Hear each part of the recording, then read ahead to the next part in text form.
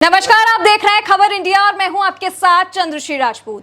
पैगंबर मोहम्मद के खिलाफ विवादित टिप्पणी को लेकर हैदराबाद में खुले तौर पर बगावत हो रही है। सड़कों पर प्रदर्शन किया गया, विरोध हिंसक हो गया और सड़कों पर टायर तक जलाए गए, तोड़फोड़ की गई, जिसके बाद पुलिस को प्रदर्शनकारियों को अलग करने के लिए लाठीचार्ज भी करना पड़ा।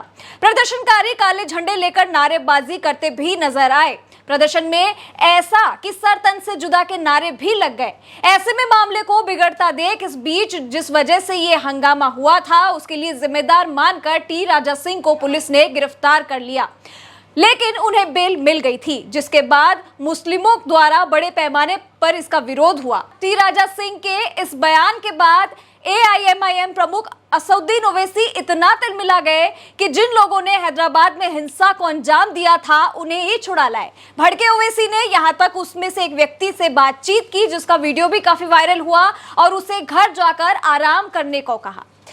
जारी तनाव के बीच AIMIM प्रमुख असदुद्दीन ओवैसी ने शुक्रवार को जुम्मे की नमाज से पहले शांत रहने की अपील भी की। आपको बता दें, आज हैदराबाद में जुम्मे की नमाज को अदा किया गया, लेकिन उसमें ओवैसी ने लोगों से ये अपील कर दी कि आप शांति बनाए रखिए। देखिए, 2-3 दिन पहले जहां पर हैदराबाद में इतना बड़ा तांडव मच गया टी राजा के उस बयान के ऊपर जिसे वो अपने पैगंबर के ऊपर ले रहे थे, उन्होंने कहा कि ये हमारे पैगंबर के ऊपर विवादित टिप्पणी की गई है टी राजा सिंह के द्वारा, लेकिन तब उन्होंने उस हिंसा का सहयोग दिया और जिन लोगों को पकड़ा गया था पुलिस के द्वारा उनको उन्होंने रिहा करा दिया। और आज जब खुद की जुम्मे की नमाज करवाई गई हैदराबाद में, तब वो शांति की अपील करते हुए नजर आ रहे हैं। यहाँ पे साफ पता चल रहा है कि ओवैसी कितने दोगले हैं। ओवैसी ने स्थानीय नागरिकों से शांतिपूर्ण प्रार्थना सुनिश्चित करने का आग्रह भी किया और कहा कि पैगंबर मोहम्मद के खिलाफ टिप्पणी पर बीजेपी विधायक को गिरफ्तार करने और निलंबित करने की उनकी सबसे बड़ी मांग पूरी हो गई है। भड़काऊ भाईजान के नाम से मशहूर असदुद्दीन ओवैसी ने हमेशा बदजुबानी की से आग में घी डालने का काम किया है। अपनी बदजुबानी के लिए सुर्खियां बटोरने वाले असदुद्दीन ओवैसी की जुबान तलवार की धार से भी तेज है। ऐसी तलवार जो बेलगाम है, तभी तो ओवैसी कभी भी कुछ भी बोल देते हैं। उनके विवादित बयानों से बखेड़ा खड़ा होना मानो सियासत की रवायत बन चुकी है। कोई भी मुद्दा हो, ओवैसी का ऐसा बयान आ ही जाता है जिस पर संग्राम छिड़ जाता है। कभी वो भारत माता की जय कहने से इनकार कर देते हैं तो कभी सुप्रीम कोर्ट के फैसले को भी गलत करार देते हैं। और इस बार तो उन्होंने हद ही कर दी। जब अपने आका पर बात आई तो भला ओवैसी कैसे चुप बैठ सकते थे, ऐसा ओवैसी खुद कह रहे हैं।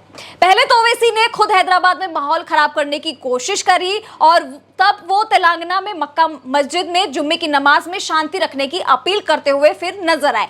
दरअसल आज हैदराबाद में जुम्मे की नमाज पढ़ी गई, जिसको लेकर पहले से ही सुरक्षा के कड़े इंतजाम कर दिए गए थे, क्योंकि कहीं ना कहीं ऐसा लग रहा था कि जिस तरीके से पिछले कुछ दिनों से माहौल बना हुआ है उसके बाद फिर कोई बवाल खड़ा ना हो जाए।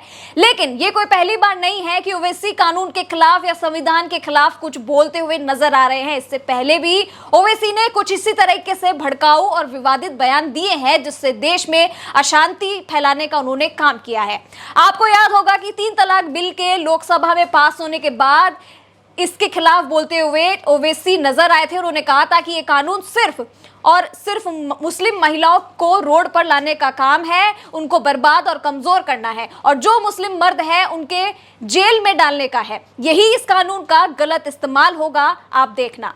18 दिसंबर 2021 को ओवैसी ने मेरठ में एक और विवादित बयान दिया। ओवैसी ने शादी की उम्र 18 की बजाय 21 साल किए जाने के मुद्दे पर भी कहा था कि 18 साल में लोग मोदी को वोट दे सकते हैं लेकिन शादी नहीं कर सकते। उन्होंने कहा कि इस्लाम में जब तक बेटी राजी नहीं होती शादी नहीं होती। और जनसंख्या नियंत्रण को लेकर ओवैसी ने चुनौती देते हुए कहा कि बनाओ 2 बच्चे का कानून, हम देख लेंगे।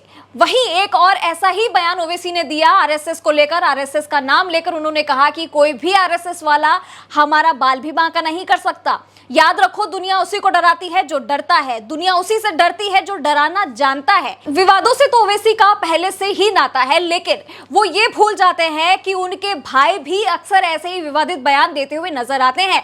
लेकिन इन सब के बावजूद असदुद्दीन ओवैसी अपने भाई के खिलाफ कभी क्यों नहीं बोले? क्या उनका उनका भाई देश में हिंसा भड़काने और अशांति फैलाने का माहौल नहीं बनाता, लेकिन बोलना तो छोड़िए, अपने भाई के इन बयान पर असदुद्दीन ओवैसी उसे बचाते हुए नजर आते हैं। तो कभी उन्होंने ऐसा भी कह दिया था कि अकबरुद्दीन की तबीयत ठीक नहीं रहती है, इसीलिए वो इस तरीके की बातें करते हैं। देश के मुसलमानों में यह प्रचलन है कि हिंदू धर्म के बारे में चाहे कुछ भी बोल दो, लेकिन अपने धर्म की बात आए तो सर तन से जुदा के नारे लगने लगते हैं। हिंदू धर्म के बारे में बयान देने वालों के खिलाफ ओवैसी की पार्टी के नेता कन्नी काटते नजर आते हैं। तब उनका मुंह नहीं खुलता जब इनके भाई ने भी खुले मंचों से हिंदुओं के भगवान को निशाना बनाते हुए घटिया बातें कही थी। जिस टी राजा पर वो आज पैगंबर पर टिप्पणी करने पर भड़के हुए हैं, जरा खुद के गिरबान में झांक कर भी देखिए ओवैसी साहब, उन्होंने कितनी जगहों पर देश के हिंदुओं के खिलाफ जगह जगह जहर उगला है। और सिर्फ वही नहीं, बल्कि उनके भाई अकबरुद्दीन ओवैसी खुले मंचों से इस तरह का धार्मिक समुदायों के बीच दुश्मनी पैदा करने का भाषण भी देते हैं और उन पर ऐसे कई आरोप भी लगे हैं। अकबरुद्दीन ने यह कहा था कि लोग मुसलमानों को डरा रहे हैं, मोदी मोदी, कहां का मोदी, एक बार हैदराबाद आ जाओ तो बता देंगे। तस्लीमा नसरीन आई, कहां से आई किसी को नहीं मालूम। हिंदुस्तान हम 25 करोड़ हैं, तुम 100 करोड़ हो। तुम तो हमसे इतने ज्यादा हो कि 15 मिनट पुलिस हटा दो तो बता देंगे कि किसमें कितना दम है। दरअसल बीजेपी ने तेलंगाना के विधायक टी राजा सिंह को इस्लाम के खिलाफ की गई विवादास्पद टिप्पणी के लिए मंगलवार को पार्टी से सस्पेंड भी कर दिया।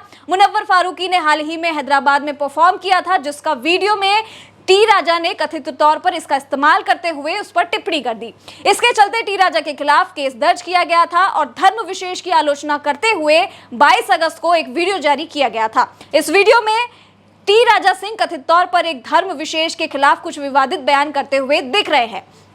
विवादित बयान को लेकर टी राजा सिंह चारों तरफ से घिरते नजर आ रहे हैं, क्योंकि उन्हें दोबारा गिरफ्तार कर लिया है। हालांकि अब इस मामले में और आगे क्या होता है, क्या एक्शन लिया जाता है, वो तो वक्त आएगा तब पता चलेगा। लेकिन इस तरीके से देश में अशांति फैलाने का काम खुद ओवैसी की तरफ से किया जा रहा है। जिन लोगों को पुलिस ने गिरफ्तार किया था, जहां वो हिंसा में मौजूद थे, उन्हें खुद छुड़वा कर लाना और फिर उनसे बातचीत करके ये कहना कि अब तुम आराम करो और ये सब करने के लिए शुक्रिया।